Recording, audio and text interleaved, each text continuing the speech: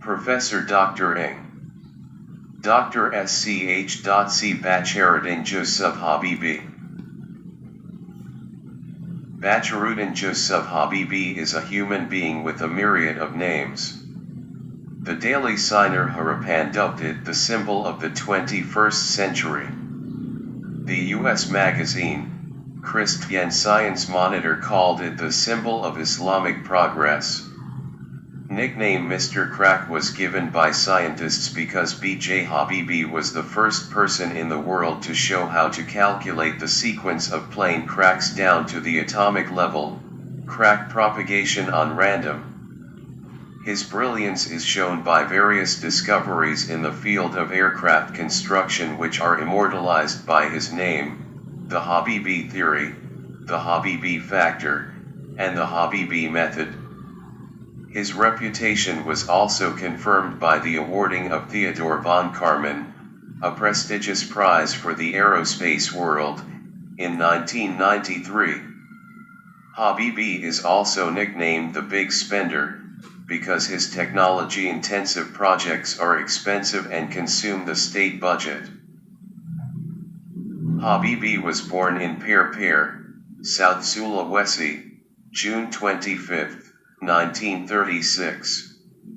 He achieved all his successes with hard work. When he was 13 years old, Rudy, his nickname, was left by his father, A.D. Habibie, former head of the Nutmeg Agriculture Office in South Sulawesi. Habibie's mother was 8 months pregnant at the time. The woman swore on the side of her husband's corpse that she would send her children to school no matter what. Mother. Habibie traded small while opening a boarding house business to support his family. Habibie went to Bandung to enter junior high school. His mother followed after he entered the 2nd grade. He managed to enter the Bandung Institute of Technology. A year at ITB, because of his mother's efforts, he received a PNK scholarship to study in West Germany. He earned his mechanical engineering and aircraft construction engineering degree at the age of 21. He continued his studies at his own expense. When he graduated, he was the first person outside Germany to write a thesis on aeronautics. His dissertation, entitled Hypersonic Genetic Heatic Thermoelasticity in Hypersonic Speed, earned him a doctorate degree. Habibie began to wander in the world of technology. He had worked as a research assistant at Technische Hochschule, Th. Aachen and Messerschmitt Boelkaubloem GmbH, MBB, formerly known as Hamburger Flugzeugbau GmbH, HFB, Hamburg, Germany, from 1966 to 1978. At MBB, his peak career was vice president/director of technology. His international reputation attracted the attention of the political elite in Indonesia. President Suharto called him home in 1974. He returned to Indonesia to spearhead the technology transfer program, which he started from an aircraft repair shop. The workshop, named the Nurtanio Lighting Industry Institute, Lipner, was originally just an old hangar with a Polish-made powder dispensing plane and a few enthusiastic employees. In that workshop, Commodore Nurtanio and a group of mechanics previously conducted an experiment to make small airplanes, named Si Kumbang, Ren, Kuang, Kobik, etc., with minimal equipment. Habibie did not just turn Lipner into a modern aircraft factory called the Nusantara Aircraft Industry, IPTN. He also changed the approach to technology transfer in Indonesia's aeronautical industry. While scientists from developing countries generally have to learn basic-level technology in the manufacture of airplanes, Habibie immediately carried out the transfer of cutting-edge technology. The HR factor has been prepared long ago.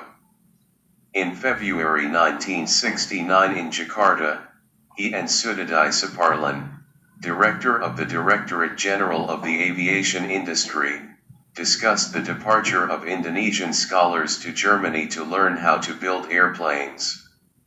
10 months later, 30 Indonesian scholars studied at Habibie. When he started building IPTN, some of the scholars helped him. My collection My Hist Ones Habibie and IPTN have changed Indonesia's image in terms of aerospace technology. Indonesia is one of the 7 aircraft manufacturing countries in the world. IPTN managed to sell 173 CN-235 aircraft and about 125 N-250 aircraft. Besides IPTN, Habibie is also trusted to manage the Batam Authority project. Technically the project was successful, but not financially profitable. That's why he's been criticized a lot. In addition to receiving state budget funds, the development of IPTN received funding facilities from non-budgetary sources such as the Reforestation Fund.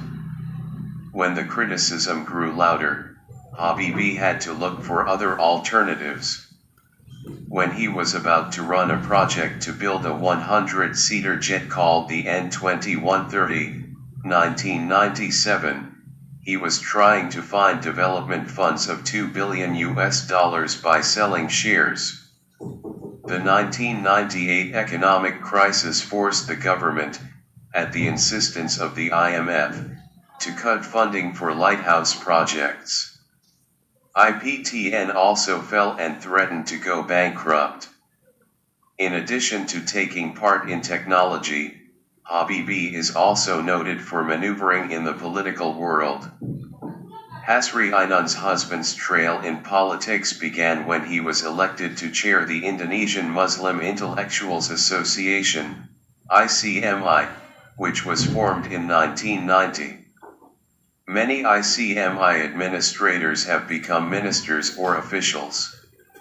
Some parties suspect that ICMI serves as Habibie's political train, as well as Suharto's tool to quell the turmoil of Muslims. Is taken into account in the political arena. He was appointed by Suharto as the daily coordinator of the Golkar Board of Trustees. The General Assembly of the People's Consultative Assembly in March 1998 elected him as vice president, replacing General Tri Sutrisno. Habibie's rise to political stardom occurred at the right moment. Only 2 months as deputy president, the economic crisis and mass riots forced Suharto to resign, and appointed Habibie to take his place. Habibie also emerged as the 3rd president of the Republic of Indonesia in the most economically and politically vulnerable period.